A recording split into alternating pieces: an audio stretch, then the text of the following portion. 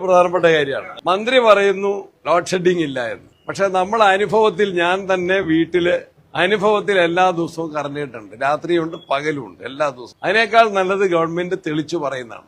ഇങ്ങനെ വൈദ്യുതി ക്ഷാമമുണ്ട്, പ്രശ്നമാണ്, വേനലാണ്, വലിയ ഉപയോഗമുണ്ട്, അതുകൊണ്ട് ഇന്ന നിയന്ത്രണം ഏർപ്പെടുത്തു എന്ന് പരസ്യമായിട്ട് ജനങ്ങളുടെ അടുത്ത് പറയാതെ ഈ ഒളിച്ചുകളി അവസാനിപ്പിക്കണം. വൈദ്യുതി കട്ടുണ്ടെന്നുള്ളത് ഒരു യാഥാർത്ഥ്യമാണ്. ദൈനംദിന ജീവിതത്തിൽ ഇപ്പൊ നമ്മൾ അത് അനുഭവിച്ചുകൊണ്ടിരിക്കും. ഈ പരസ്യം നൽകിയത് വലിയ ഇതായോ? അല്ല, ആ പരസ്യമല്ല ഞാൻ പറയുന്നത്. KCB പവർ കട്ടില്ലാത്ത കേരളം എന്ന് പറഞ്ഞുകൊണ്ട് തെരഞ്ഞെടുപ്പ് കാലത്ത് വലിയ രീതിയിലുള്ള പരസ്യം നൽകി. അപ്പോൾ അതിപ്പോ ഒരു പാരയായി മാറിയോ സാർ? അങ്ങനെയുള്ള പല പരസ്യങ്ങളും അടിസ്ഥാനരഹിതമായ അവകാശവാദങ്ങളായിരുന്നു, പൊള്ളയ വാഗ്ദാനങ്ങളായിരുന്നു.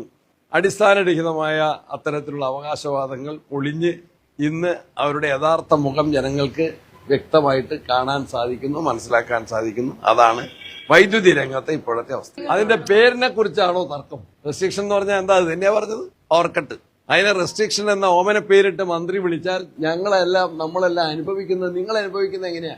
രാത്രിയിൽ AC നിന്നു പോകുന്നു, ഫാൻ നിന്നു പോകുന്നു, ലൈറ്റ് പോകുന്നു, ഇതാണ് അനുഭവിക്കുന്നത്. അതിനെ മന്ത്രി റെസ്ട്രിക്ഷൻ എന്നും നമ്മൾ അതിനെ പവർ കട്ട് എന്നും വിളിച്ചാൽ ജനങ്ങൾക്ക് അനുഭവപ്പെടുന്നത് എന്താണെന്നാണ് എന്റെ ചോദ്യം.